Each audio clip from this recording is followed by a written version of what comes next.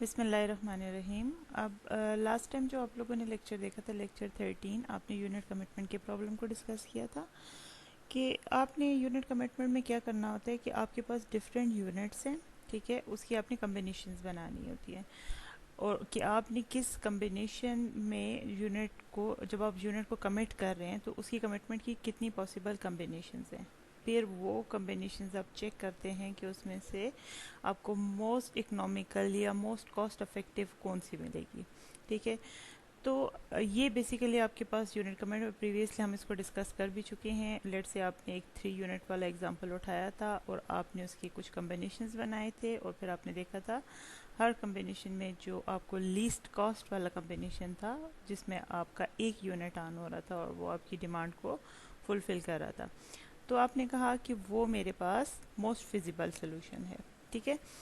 अब यही unit commitment है। इसको थोड़ा लास्ट लेक्चर में आपने इसका ओवरव्यू लिया था। लेट से आपने उसके कुछ कॉन्स्टेंट्स को डिस्कस किया था, आपने ओवरव्यू एक लिया था कि यूनिट कमिटमेंट का प्रॉब्लम क्या है। अब इस लेक्चर में आप उसको डिटेल से देखते हैं और मैथमेटिकली देखते हैं कि आपने प्रॉब्लम को सॉल्व किस तरह से करना है। अब आपने देखना है कि आपके पास यूनिट कमिटमेंट से रिलेटेड आपने उसको सॉल्व कैसे करना है, ठीक है। आपने यूनिट कमिटमेंट की प्रॉब्लम की, क्या बेस्ट पॉसिबल आपके पास सोल्यूशन मेथड्स हैं। बहुत से मेथड्स हैं लेकिन यहाँ पे हम कुछ डिस्कस करेंगे, ठीक है। लेकिन सोल्यूशन मेथड्स पे जाने से पहले आपने पहले उसकी प्रॉब्लम को मैथमेटिकली अंडरस्टैंड करना है, ठीक है, कि आपने किस तरह से प्रॉब्लम को मैथमेटिकल एक शेप दिया, एक मैथमेटिकल उसका मॉडल बना लिया एंड देन आपने उसको सॉल्व करना है। तो अब देखें आप कि सबसे पहले आप कहते हैं कि the commitment problem can be very difficult, ठीक है। As a theoretical exercise let us postulate the following situations. अब वो सिचुएशंस कौन सी हैं कि पहला आपने देखना है कि आपके पास ये पैरामीटर्स आपने लाजमी डिफाइन करने हैं यूनिट कमिटमेंट के प्रॉब्लम को सॉल्व करने के लिए, कि you must establish a loading pattern for M periods, कि आपके पास नंबर ऑफ पीरियड्स आपने डिसाइड करने कि कितने टाइम पीरियड के लिए आप प्रॉब्लम को सॉल्व कर रहे हैं। लेट से आप उसको 1 वीक के लिए सॉल्व कर रहे हैं, लेट से आप यूनिट्स को कमिट कर रहे हैं फॉर 1 मंथ, फॉर 1 ईयर, ठीक है। तो ये आपका टाइम पीरियड होगा जिसको आपने, लेट से आप कहते हैं कि मैं एम वेरिएबल के साथ डिफाइन करूँगा, ठीक है। Then the second important parameter is number of units, कि आप कितने नंबर ऑफ यूनिट्स आपके पास मौजूद है जिनको आपने कमिट करना है या जिनसे आपने पावर को डिस्पैच करवाना है, ठीक है। मैं अगेन आपको बता देती हूँ कि first important parameter unit commitment के प्रॉब्लम को जब आप मैथमेटिकल एक मॉडल बना रहे हैं,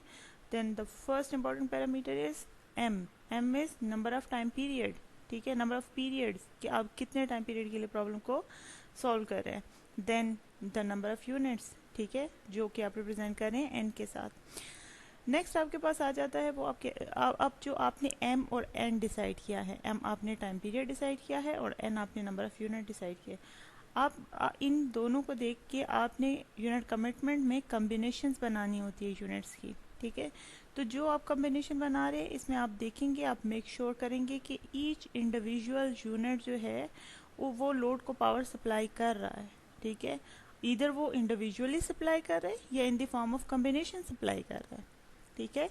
कि आपके पास जो भी M N number of units हैं और आपने for example M time period के लिए यूनिट्स का कमिटमेंट प्रॉब्लम सॉल्व किया है। अब आपने ये जो यूनिट कमिटमेंट का प्रॉब्लम सॉल्व किया इसमें आपने कहा कि मैं जो ईच इंडिविजुअल यूनिट जो है वो मस्ट डिस्पैच करेगा पावर को या मस्ट लोड को प्रोवाइड करेगा, डिलीवर करेगा पावर को। अब वो इंडिविजुअली भी कर सकता है या फिर in the form of combination भी कर सकता है, ठीक है। तो ये कुछ पॉइंट्स हैं जो आप लोगों ने अपने माइंड में रखने हैं यूनिट कमिटमेंट के प्रॉब्लम को सॉल्व करने से पहले, ठीक है। अच्छा, अब जब आप यूनिट कमिटमेंट के प्रॉब्लम को सॉल्व करने जा रहे हैं, ठीक है, तो आप इसकी, जैसे आपने लास्ट एक एग्जांपल सॉल्व किया था, कि आप इसकी हर कम्बिनेशन को ट्राई करें, ठीक है। और ब्रूट फोर्स मेथड में आपने क्या किया था कि उसकी हर पॉसिबल कम्बिनेशन को ट्राई किया था। तो अगर आप ये मेथड फॉलो करते हैं तो आप कहते हैं the total number of combination we need to try, वो कितनी आएंगी आपके पास, टोटल 2n-1, ठीक है। ये पहली इक्वेशन में आप देखें तो C of N 1 plus C of N 2 up to so on C of N N, ये इक्वल बेसिकली ये नंबर ऑफ कम्बिनेशन है। सी आपके रिप्रेजेंट करिए एक कम्बिनेशन को, ठीक है। तो टोटल कम्बिनेशन आपके पास कितनी बनेगी, 2n-1 कम्बिनेशंस बनेगी। एन वही आपके पास क्या आ रहा है, एन आपके पास नंबर ऑफ़ यूनिट्स आ रही है, कितनी नंबर ऑफ़ यूनिट्स हैं, ठीक है।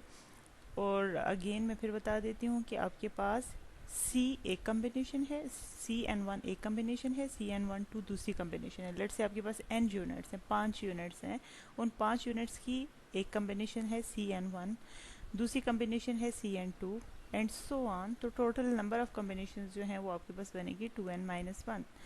ये आप किस मेथड को फॉलो कर रहे हैं कि नंबर ऑफ कम्बिनेशंस को ट्राई कर रहे हैं जो आपको ब्रूट फोर्स मेथड में बताया गया था।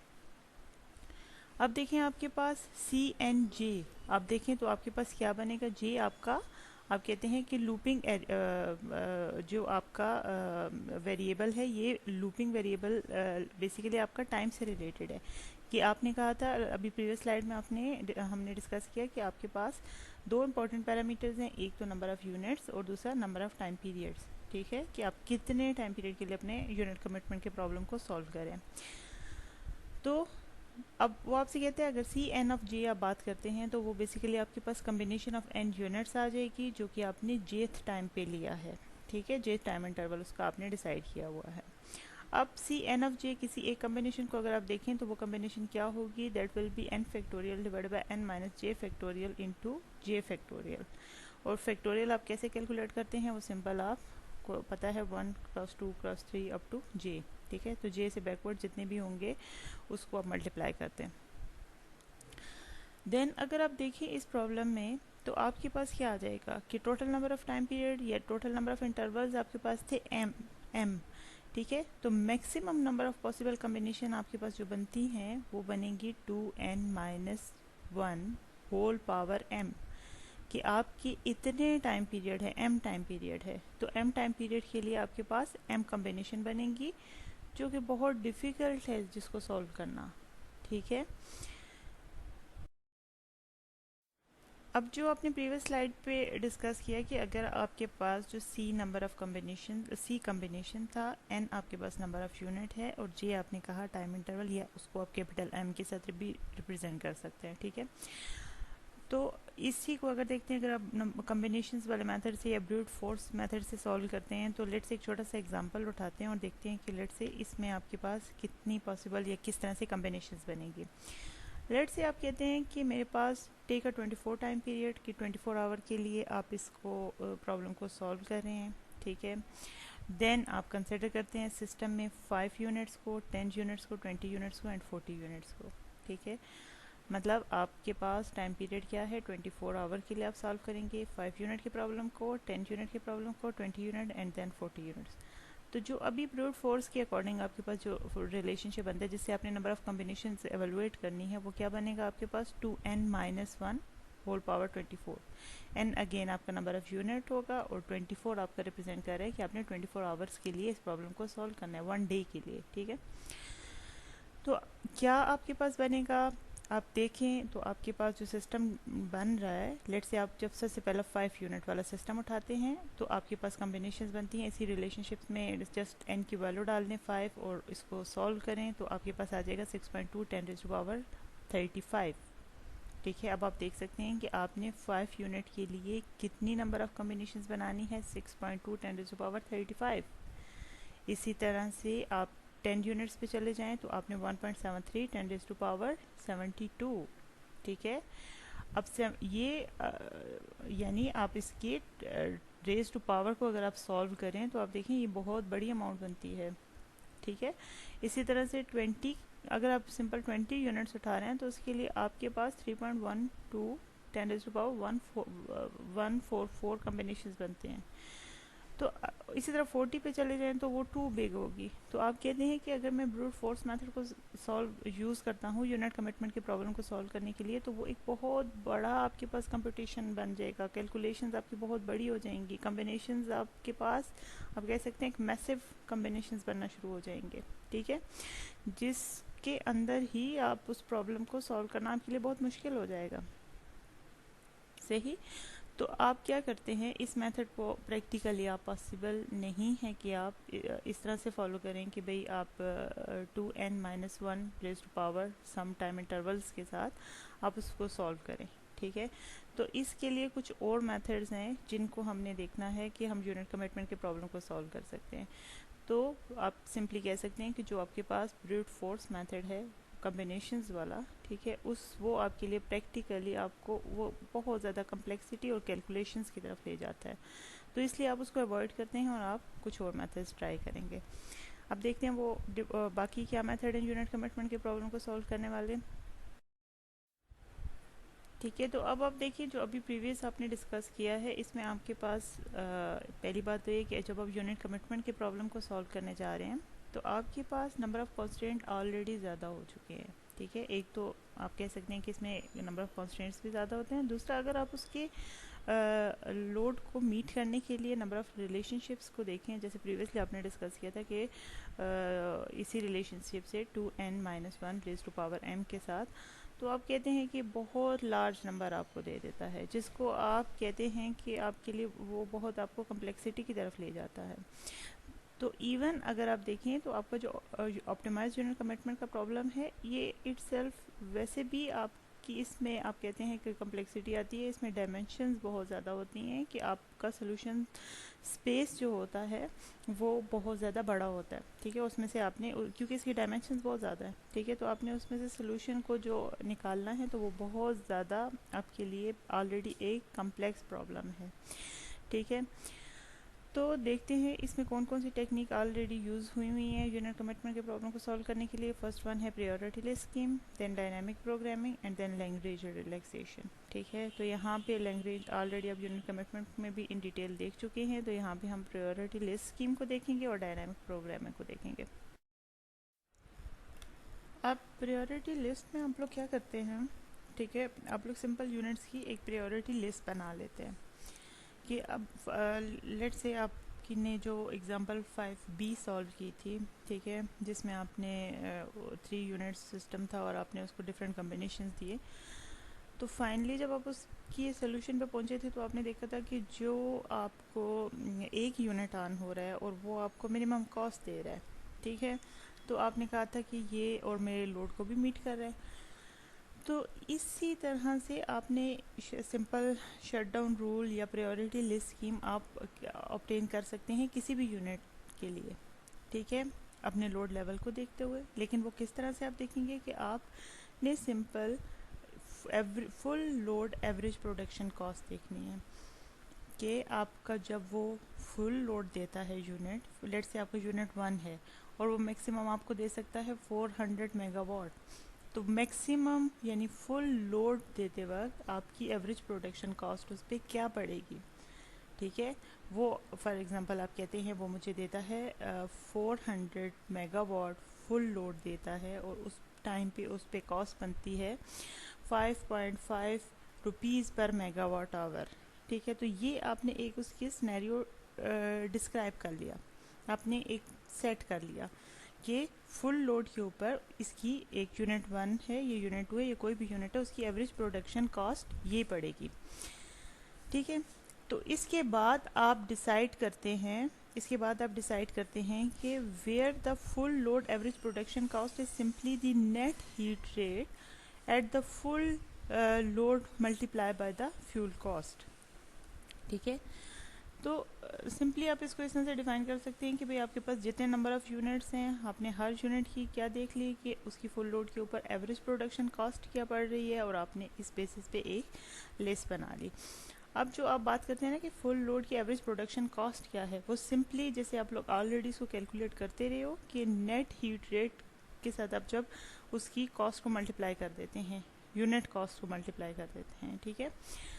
या फ्यूल कॉस्ट को आप मल्टीप्लाई कर देते हैं नेट हीट रेट के साथ, जो एच वाली इक्वेशन थी जिसके साथ आप फ्यूल कॉस्ट को मल्टीप्लाई करते हैं इंडिविजुअल यूनिट की, तो वो आपके पास क्या आ जाएगी, full load average production cost आ जाएगी।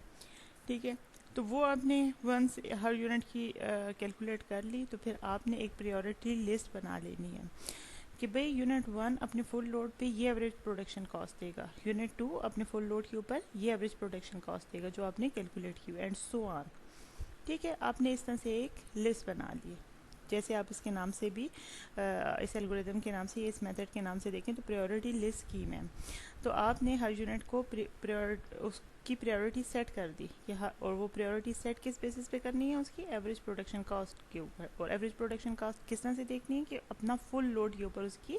क्या कॉस्ट पड़ेगी, एवरेज प्रोडक्शन कॉस्ट। सही है। तो आपने इस तरह से एक लिस्ट बना ली, और अब देखते हैं कि इसको कैसे सॉल्व करना है आपने। अब यहाँ पे देखें, आपने आपकी एक एग्जांपल है, आपकी बुक में गिवन है एग्जांपल 5D। तो आप कहते हैं कि आपने कंस्ट्रक्ट करनी है a priority list for the unit of example 5A, जो आप ऑलरेडी 5A एग्जांपल सॉल्व कर चुके हैं, यानी डेटा आपको उसका गिवन है, तो उसी के लिए आपने प्रायोरिटी लिस्ट सेट करनी है। तो फर्स्ट ऑफ ऑल आप क्या करते हैं कि average production cost, full load की एवरेज प्रोडक्शन कॉस्ट कैलकुलेट कर लेते हैं। तो अगर आप उसी 5 एग्जांपल की जो आपके पास कॉस्ट गिवन थी, ठीक है, उसको आप कैलकुलेट करें तो so you will get unit 1 के लिए 9.79 रुपीज़ पर मेगावाट आवर, यूनिट 2 के लिए 9.48 रुपीज़ पर, एंड यूनिट 3 के लिए 11.188 रुपीज़ पर megawatt our is basically full load average production cost. ठीक है। देन आपने क्या किया, अब देखें, आपने तीनों यूनिट्स की एवरेज प्रोडक्शन कॉस्ट कैलकुलेट कर ली, ठीक है, जो कि आपकी यूनिट 1 की आ रही है 9.79 रुपीज़ पर मेगावाट आवर, यूनिट 2 की आ रही है 9.48 रुपीज़ पर मेगावाट आवर, एंड यूनिट 3 की आ रही है 11.188 रुपीज़ पर मेगावाट आवर।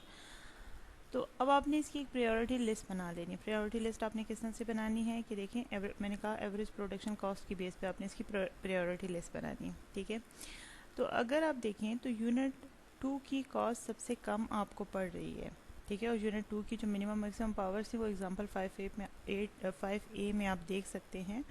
कि आपके पास लेट से आपका टेबल 1 बता रहा है कि अब आपने ये एक प्रायोरिटी लिस्ट बना ली है based on the average production cost, कि यूनिट 2 आपके पास सबसे कम कॉस्ट बेयर कर रहा था, आपको दे रहा था, ठीक है। तो 9.48 रुपीज़ पर मेगावाट आवर, और ये इसकी मिनिमम और मैक्सिमम पावर थी 100 एंड 400 मेगावाट। इसी तरह इसके बाद सेकंड नंबर पे आपने रखा यूनिट 1, जो कि 9.79 रुपीज़ पर मेगावाट आवर आपको कॉस्ट दे रहा था। अब 150 एंड 600 लोड के साथ, ठीक है, आपने जो 150 टू 600 लोड इससे डिस्पैच करवाया, तो देन इसने आपको 9.79 रुपीज़ पर मेगावाट आवर कॉस्ट दिया। देन फिर आपका यूनिट 3 था जो सबसे ज़्यादा आपको कॉस्ट दे रहा था, ठीक है, और वो आपको लोड देता है 50 एंड 200।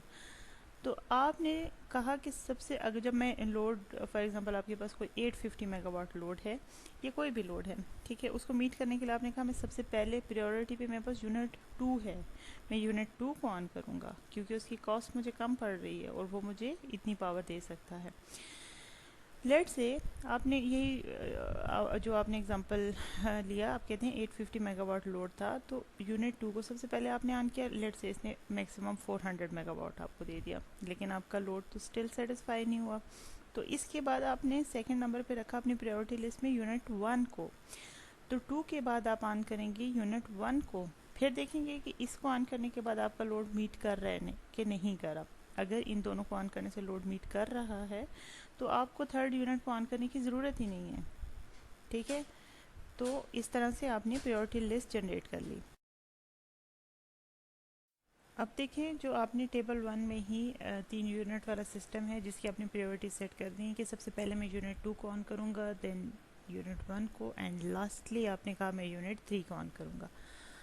तो इसी केस में अगर आप देखते हैं तो आपने कम्बिनेशंस किस तरह से बनाने हैं बेस्ड ऑन प्रायोरिटी लिस्ट, कि आपने कहा पहली बात तो ये है कि इसमें आप minimum up and down time को इग्नोर करें और स्टार्टअप कॉस्ट, ठीक है, मतलब आप कॉन्स्टेंट्स को फ़िलहाल आप कह रहे हैं कि मैं इग्नोर करता हूँ। तो मैं सिंपली देखता हूँ कि क्या कम्बिनेशंस बन सकती हैं। तो आपने कहा कि अगर मेरे पास लोड जो है वो मुझे 300 मिनिमम चाहिए और मैक्सिमम लोड आपको चाहिए 1200 मेगावाट, तो आपने कहा मैं सबसे पहले 2 को ऑन करूँगा, फिर 1 को 2 प्लस 1 प्लस 3, ठीक है। तो क्या कम्बिनेशन बनेगी, मतलब आपका ऐसा लोड है जो लेट से आप मैक्सिमम की तरफ चले जाएं, आप कहते हैं मुझे 1200 लोड डिस्पैच करवाना है यूनिट से, तो आप पहले कोशिश करेंगे मैं यूनिट नंबर 2 को ऑन करूं, फिर मैं उसके बाद 1 को ऑन करूं, 2 के साथ प्लस 1 यानी 1 यूनिट को ऑन करूं, फिर भी लोड मीट नहीं कर रहा तो देन आपने यूनिट 3 को ऑन करनी है, ठीक है। लेकिन अब अगर आपका लोड कम हो गया है, ठीक है, लेट से मिनिमम लोड आपको चाहिए 250 मेगावाट और मैक्सिमम चाहिए 1000 मेगावाट, ठीक है, तो आप कहते हैं पहले सबसे पहले मेरी कोशिश होगी मैं यूनिट 2 को ऑन करता हूँ। यूनिट 2 को ऑन करने के बाद अगर लोड मीट नहीं हो रहा तो देन आपने कहा कि +1, टेबल 2 में देखें तो 2+1 है, तो 2 के बाद आप फिर कोशिश करेंगे कि 1 को ऑन करें। तो अब आप देख सकते हैं कि 2+1 से यानी सेकेंड यूनिट और 1 यूनिट को ऑन करने से आप इनके ऊपर टेबल 1 में मिनिमम और मैक्सिमम लोड्स को देख लें तो आप इन दोनों के मिनिमम मैक्सिमम लोड आपके मीट हो जाएंगे। ठीक है, तो आपके पास यूनिट 1 एंड 2 का जो समा बनता है that is minimum load is 250 and maximum आपके पास आ जाता है 1000। तो इसका मतलब यूनिट 2 से एंड यूनिट 1 को ऑन करने से आप second combination 250 minimum and 1000 maximum megawatt load को, ठीक है, आपका काम चल सकता है। लेकिन अगर आपके पास ऐसा लोड है, लेट से थर्ड कॉम्बिनेशन आपके पास है कि लोड अब आपके पास 100 एंड 400 मेगावाट के दरमियान है, तो आपको यूनिट 1 को भी ऑन करने की ज़रूरत नहीं है, आप सिर्फ यूनिट 2 से अपना काम चलाएं। ठीक है, तो ये आपने अपनी यूनिट कमिटमेंट के प्रॉब्लम को सॉल्व किया है प्रायोरिटी लिस्ट से कि आपने किस तरह से प्रायोरिटी सेट की हैं। आपने एवरेज प्रोडक्शन कॉस्ट की बेस पे प्रायोरिटी सेट कर दी है। अब लोड को आपने जब मीट करना है तो आपने उसी लिस्ट के अकॉर्डिंग चलना है कि जो आपकी कॉस्ट यूनिट सबसे कम देगी पहले उसको ऑन करके देखें।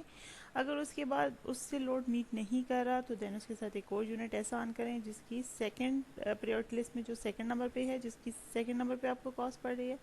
And then so on. तो इसमें आपने तमाम यूनिट की एवरेज प्रोडक्शन कॉस्ट की बेस पे प्रायोरिटी सेट कर ली और प्रायोरिटी सेट करने के बाद आपने अपने लोड को देखते हुए यूनिट्स को ऑन करना है। आपकी कोशिश ये होगी कि जो आपका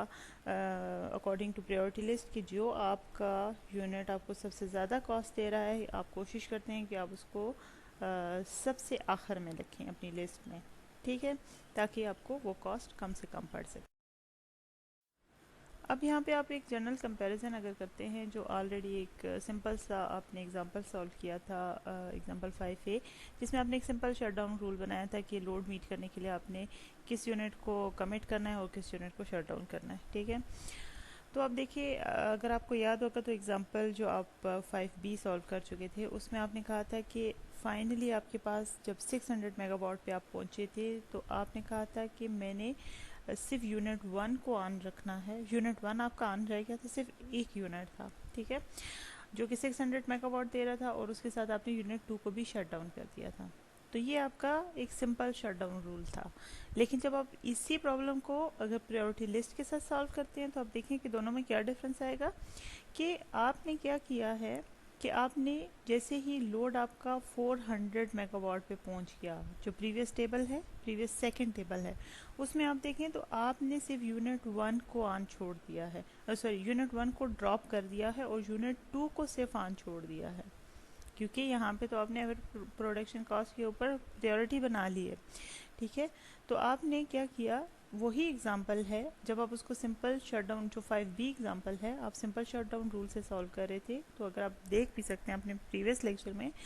तो आपका 600 मेगावाट जो लोड था वहाँ पे आपने यूनिट 2 को शट डाउन कर दिया था और सिर्फ यूनिट 1 को साथ छोड़ दिया था, ऑन छोड़ दिया था।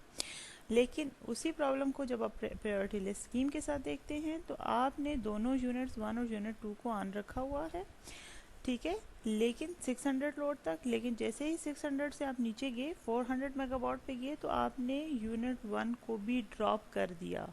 कि अब यूनिट 1 का काम नहीं है, अब आपका सिर्फ यूनिट 2 ऑन रह जाएगा कि यूनिट 2 आपकी सबसे कम कॉस्ट आपको दे रहा है और आपका लोड को भी, डिमांड को भी मीट कर रहा है।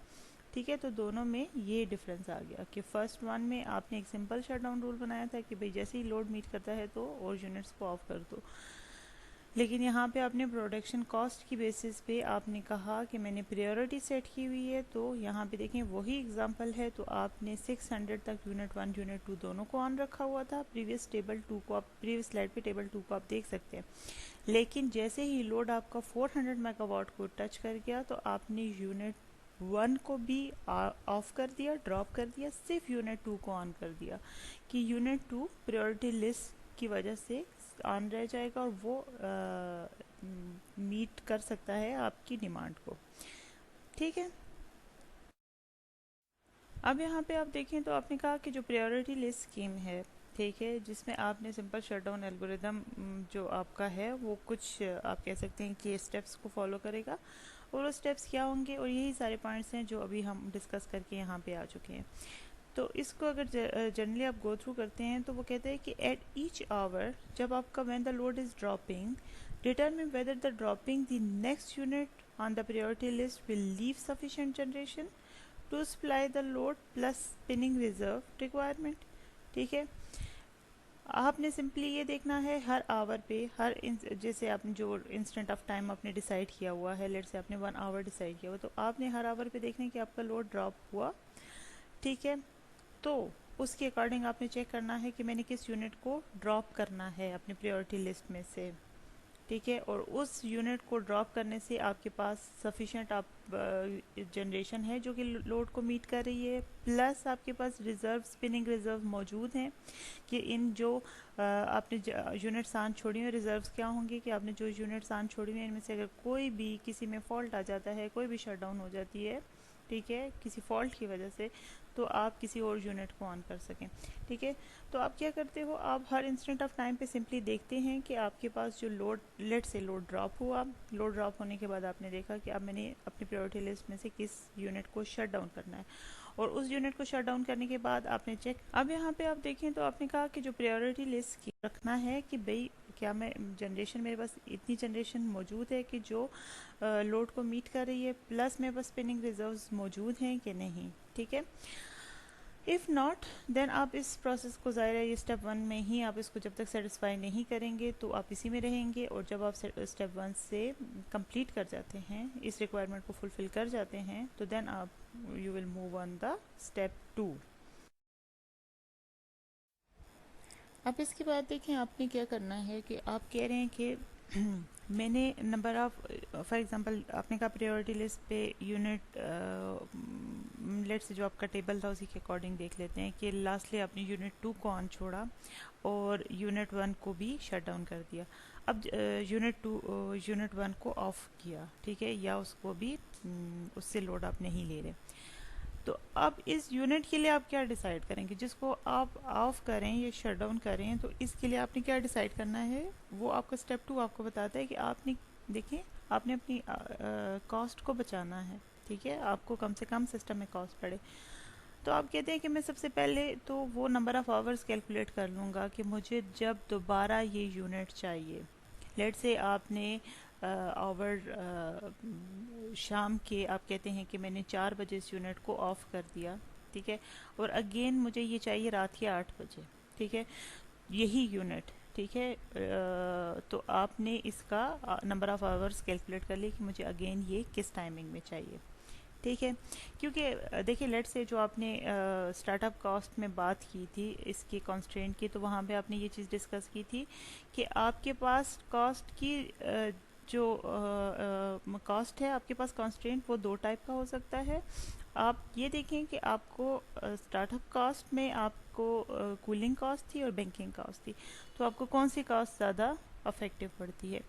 अब एक यूनिट को लॉन्गर टाइम पीरियड के लिए ऑफ करते हैं तो आपको फॉर श्योर आपकी बैंकिंग कॉस्ट जो है वो फिर आपको नहीं सूट करती, आपको फिर कूलिंग कॉस्ट सूट करती है कि आप उसको शट डाउन कर दें और अगेन आप उसको, फॉर एग्जांपल एक यूनिट को आपने 2 डेज़ बाद यूज़ करना है, तो आपको क्या ज़रूरत है उसको 2 डेज़ के लिए स्टार्टअप छोड़ने के लिए, मतलब आप उसको इतना उसकी मेंटेन करें कि वो आप उसका ऑपरेशन मेंटेन रहे। ठीक है, तो आप सिर्फ कूलिंग कॉस्ट से बचना चाह रहे हैं, नहीं, तो आप उसको शट डाउन करें और 2 डेज़ बाद आप उसको ऑन करें। ठीक है, तो अब यहाँ पे आप लोगों ने क्या करना है, तो इसी तरह से आप अपनी कॉस्ट बचा सकते हैं। लेकिन अगर ऐसा है कि एक यूनिट जिसको आप शट डाउन कर रहे हैं, आप अपनी प्रायोरिटी लिस्ट से हटा रहे हैं, तो नेक्स्ट ही कुछ घंटों बाद, लेट से 1 to 2 आवर्स बाद वो आपको फिर चाहिए, तो फिर आप उसको बैंकिंग में रख सकते हैं, बैंकिंग कॉस्ट में रख सकते हैं कि उसको इतना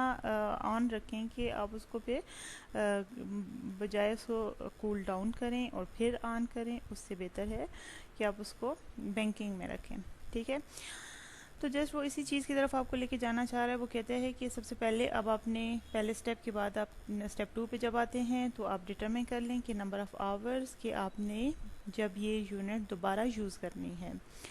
तो आप एज्यूम करते हैं कि लोड ड्रॉप हुआ। ये सिनेरियो आपने तब मतलब ये कि मैंने इस यूनिट को दोबारा यूज़ करना है, ये इस सिनेरियो में आ जाएगा कि अभी लेट से कुछ आवर्स में लोड ड्रॉप हुआ है, लेकिन सस्पेक्टेड है कि कुछ आवर्स बाद लोड फिर ऊपर जाना शुरू हो जाएगा। ठीक है, तो इस केस में आपने क्या किया कि आपने कैलकुलेट कर लिया कि वो नंबर ऑफ़ आवर्स कितने आवर्स के बाद मैंने इस यूनिट को दोबारा यूज़ करना है। ठीक है, अब जो आवर्स आपने कैलकुलेट किए हैं, अब उसको चेक करते हैं कि आप ये आवर जो हैं वो उसके मिनिमम शटडाउन से ज़्यादा हैं या उससे कम हैं। ठीक है, तो अगर तो आपकी ये आवर जो आपने कैलकुलेट किए हैं इसके मिनिमम शटडाउन से कम हैं, तो आप keep commitment as it is, जैसे वो जा रही है। ठीक है, and go to the last step, तो आप लास्ट स्टेप पे चले जाएं। ठीक है, मतलब वही कि अगर आपको ये सूट करता है कि भाई आप इसको शट डाउन करने का आपका टाइम जो है वो ज़्यादा है और इसके बजाय आप इसको ऑन रखें और 2 आवर्स बाद आप लेट से एक यूनिट जब ऑफ़ की जाती है तो आपको अच्छी तरह से पता है फिर उसको कुछ आवर्स बाद आपने ऑन करना होता है, आप ऑल ऑफ द सडन उसको ऑन नहीं कर सकते, तो उसको उसका शटडाउन टाइम कहा जाता है। तो यूनिट की आपने नंबर ऑफ़ आवर्स कैलकुलेट कर लिए थे, उसके बाद आपने कहा कि जो नंबर ऑफ़ आवर्स मुझे दोबारा ये यूनिट चाहिए, तो उसमें आपने डिसाइड करना है कि अब ये जो मुझे दोबारा चाहिए ये जल्दी है या फिर इसका शटडाउन टाइम जो है वो इतना बड़ा। लेट से एक यूनिट है, आपने उसको अभी फ़िलहाल प्रायोरिटी लिस्ट से हटा दिया और वो आपको एग्जैक्टली 2 आवर्स बाद चाहिए, लेकिन उसका शटडाउन टाइम 4 है, तो फिर आप इस यूनिट को